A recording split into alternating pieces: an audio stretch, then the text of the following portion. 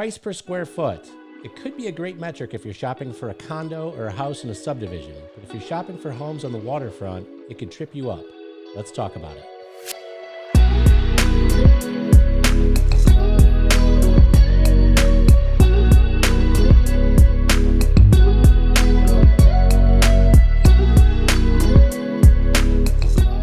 If we've never met, my name is David Myers. I'm a real estate agent with eXp Realty here in Cape Coral, Florida. I specialize in waterfront property and I have since 2003. But I didn't always live in Florida. Before that, I lived in Europe. And then before that, I lived in Michigan. And when I lived in Michigan, basically all the houses there were in subdivisions in the southeast part where I grew up. So almost every home in a neighborhood had a very similar lot value. And so you could compare the homes by using a price per square foot metric. This is pretty common across the Midwest and in a lot of areas around the country. So real estate websites like IDX websites and Realtor.com, they always use that as a metric. They always show price per square foot. The difficulty when you're shopping for waterfront property, like let's say you lived in a subdivision up north in Michigan where I grew up. If all the houses had very similar lot values and maybe one of them or two of them or three of them were on a golf course or they had a view of some kind of a lake, then you could use price per square foot and then you'd use like some type of a lot premium. The problem with waterfront property is you could have two homes on the same street that have $500,000 difference in lot value. And I'm going to get into a video in the future where I go over the different lot types and the different values for those lot types. If you go back and look at sales brochures from 1959 when Cape Coral was built, you can see that all the different lots from the lot at the end of the canal, meaning where the canal ends into the land, and the corner cul-de-sac property in the canal, the properties can go for twice as much actual lot value. Now to add to that complexity, because Cape Coral was built in 1959, or the very first homes were built in 1959, and then there were homes that were built in the 60s, and then there were homes that were built in the 70s, and then in the 80s, 90s. There were homes that were just completed last week. All these different structures have to kind of be valued separately from the land.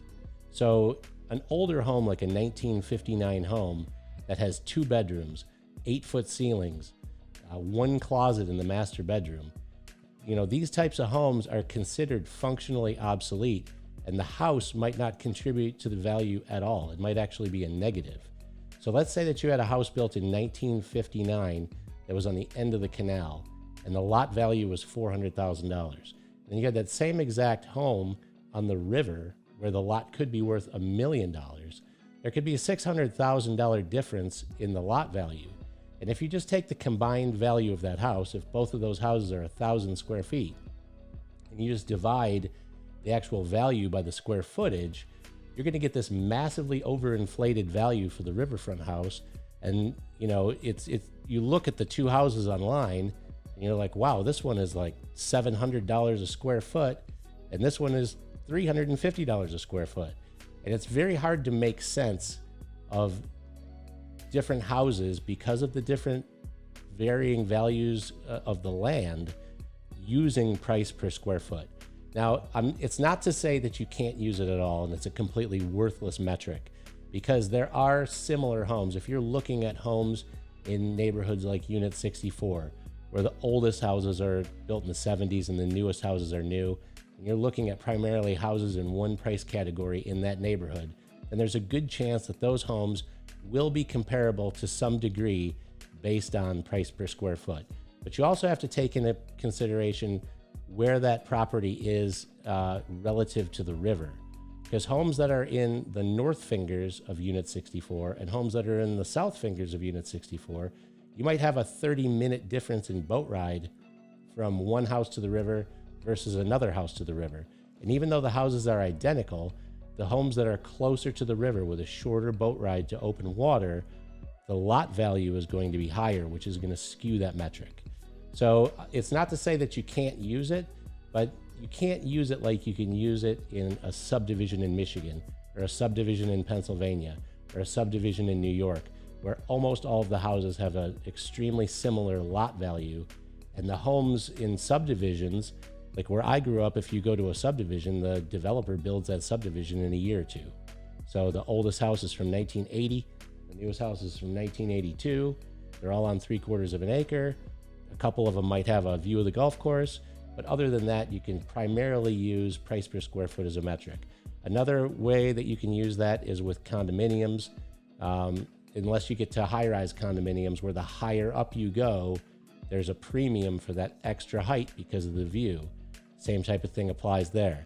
But with waterfront property, you know, the yacht club I always use as kind of the gold standard for showing the inefficiency of that metric, because the oldest homes there are from 1959 and the newest homes are from 2021. And you have lot values on the same street that could vary $500,000 or more. If you go to like, you know, like Coral, Dolphin, and Bayshore, even though it's Avenue and Drive, you know, the properties that are on the 200-foot canal are worth significantly more than the properties that are on the 72-foot canal. And then if you're at the end of the canal, if it's a double lot, there's a lot that goes into it.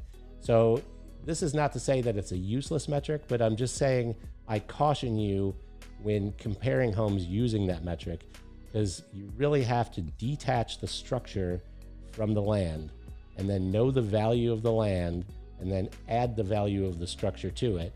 And that gives you the sum total value. It's a lot easier to comprehend this stuff once I cover some more of these topics, the different house types, the different lot types, and the pecking order and the value drivers of what makes one lot significantly more or less valuable than another. I'll get into that in other videos. I just wanted to put this out to caution you that using price per square foot, although it can work in some instances, is a metric that is really not as useful on the water because of the vast difference in value from one home site to the next. All right, so I hope that concept is easy to grasp. If you have any questions about waterfront property in Cape Coral or general questions about real estate in Southwest Florida, you can always reach out and talk to me. I'm more than happy to help you, even if you're at the early stages of looking. My telephone number, my cell phone, which you can call or text, is 239-529-0555. My email address is waterfrontluxury@gmail.com. If you're watching this video on Facebook, you can like my page so that you'll see more of these videos as they come out. If you're watching it on YouTube, you can subscribe to my channel, hit the bell notification icon so that you're alerted when new videos come out, which I'm putting content out just about every day. Like I said, if you have any questions, don't hesitate to contact me, and I'll see you out on the waterfront.